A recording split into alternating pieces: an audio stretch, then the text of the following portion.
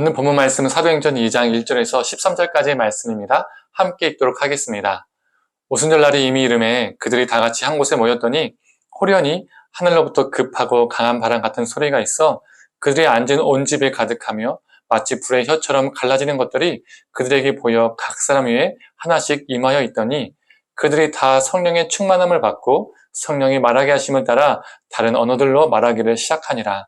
그때 경건한 유대인들이 천하 각국으로부터 와서 예루살렘에 머물러 있더니 이 소리가 나매 큰 무리가 모여 각각 자기의 방언으로 제자들이 말하는 것을 듣고 소동하여 다 놀라 신기하게 여겨 이르되 보라, 이 말하는 사람들이 다 갈릴리 사람이 아니냐.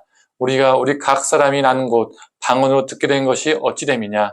우리는 바데인과 메데인과 엘람인과 또 메소보다미아, 유대와 갑바도기아, 본도와 아시아, 부르기아와 밤빌리아, 애국과 및 구레네에 가까운 리비아, 여러 지방에 사는 사람들과 로마로부터 온 나그네 곧 유대인과 유대교에 들어온 사람들과 그레데인과 아라비아인들이라. 우리가 다 우리의 각 언어로 하나님의 큰 일을 말함을 듣는다 하고 또 놀라며 당황하여 서로 이르되 이 어찌 된 일이라 하며 또 어떤 이들은 조롱하여 이르되 그들이 세술에 취하였다 하더라. 아멘. 아침 묵상을 들으시는 모든 성도님들에게 하나님의 은혜가 있기를 간절히 소망합니다. 우리 믿는 자들은 성령의 충만함을 사모합니다. 성령의 충만함을 위해서 기도하죠. 또 성령의 충만하기를 서로 격려하기도 합니다. 오늘 본문도 성령의 충만한 초대교회의 모습을 보여주고 있습니다.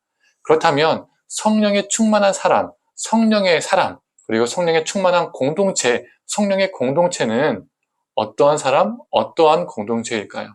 오늘 본문을 보면 예수님을 따르는 사람들이 오순절날 한 자리에 모여 있었습니다. 그리고 성령님이 각 사람에게 임하였죠. 그리고 그들은 성령의 충만함을 받아서 서로 다른 언어로 말하기 시작했습니다. 오늘 본문은 우리의 말과 우리의 입술이 성령의 지배를 받을 때 우리의 삶과 사역에 얼마나 아름다운 열매를 거둘 수 있는지, 맺을 수 있는지를 보여주고 있습니다. 창세기 11장을 보면 어떤 사건이 있었습니까? 우리가 잘 알고 있는 것처럼 바벨탑 사건이 있었죠. 바벨탑을 쌓아서 하나님처럼 높아지려 했던 교만한 사람들이 하나님의 심판을 받습니다. 그 결과 언어가 각기 달라져서 서로 소통할 수 없게 되었죠. 서로가 이해할 수 없게 되었습니다. 알아들 수 없게 되었죠. 오해와 갈등이 생기고 다툼이 생겼습니다. 한편 오늘 본문은 어떻습니까? 성령을 받은 제자들은 다른 나라의 언어로 말하기 시작했습니다. 다른 나라에서 이 각각 온 사람들이 제자들의 말을 갑자기 이해하기 시작했습니다. 알아듣기 시작했다는 거예요.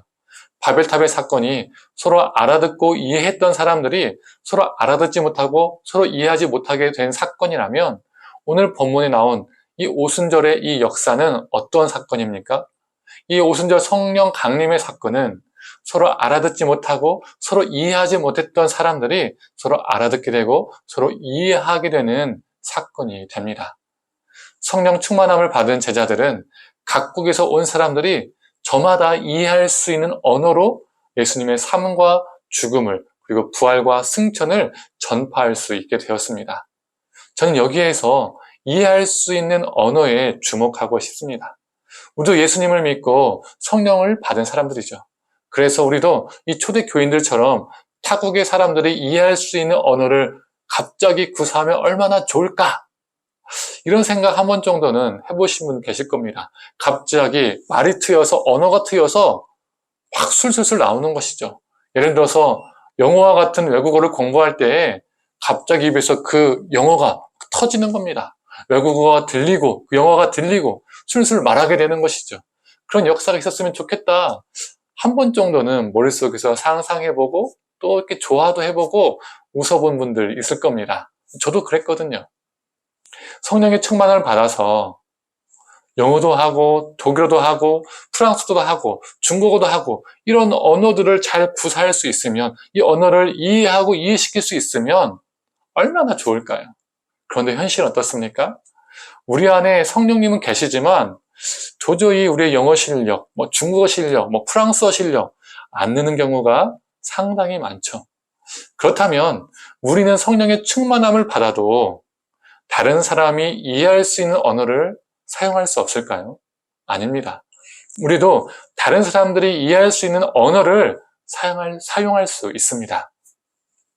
성령에 충만한 사람은 헛된 말을 하는 사람이 아니라 그 입술에서 진실한 언어, 하나님의 사랑이 담긴 언어를, 세상의 아픔을 공감하며 동참하는 언어를 사용합니다.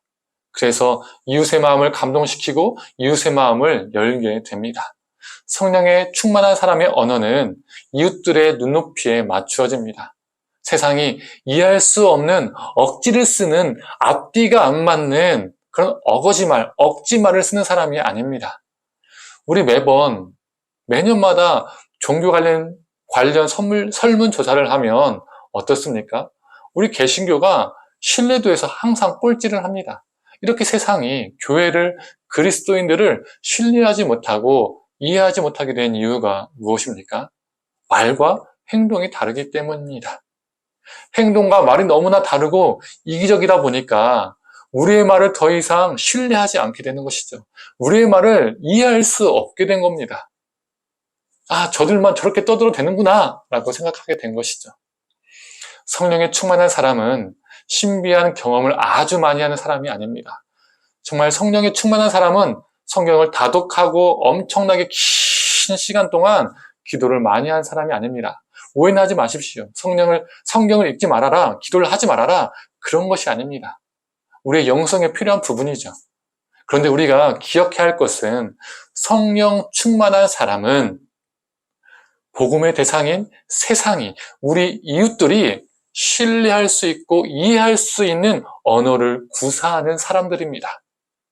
그 신뢰하고 이해할 수 있는 언어는 다른 곳에서 나오는 것이 아닙니다. 미사오고 거룩한 종교 언어를 많이 사용하는 데에서 나오는 것이 아닙니다. 오직 말씀대로 살아가는 그 삶에서 나오는 것입니다.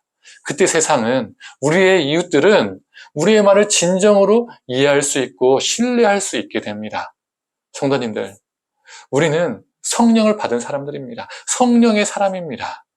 성령의 사람으로서 거룩한 삶을 살아내어서 세상이 이해할 수 있고 신뢰할 수 있는 언어로 예수님의 삶과 죽음, 예수님의 부활과 승천을, 그리고 재림을 전파하며 살아가는 자들이 되기를 간절히 소망합니다.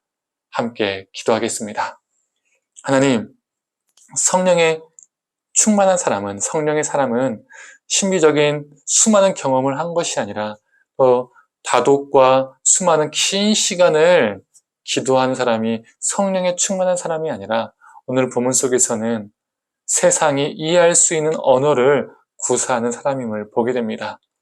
하나님, 우리가 우리들만의 세상에 갇혀 있어서 세상이 알아들을 수 없고 이해할 수 없는, 신뢰할 수 없는 말들만 너무나 외쳐대고 있지 않은지 돌아보게 하여 주시옵소서. 성령에 충만한 그 삶으로 거룩한 삶을 살아내어서 세상에 납득할 수 있고 이해할 수 있고 신뢰할 수 있는 언어로 우리가 살게 하여 주시옵소서. 거룩한 삶 속에서 거룩한 언어가 나오게 하여 주시옵소서. 오늘도 그러한 삶을 살게 하여 주옵소서. 예수님의 이름으로 기도드립니다. 아멘.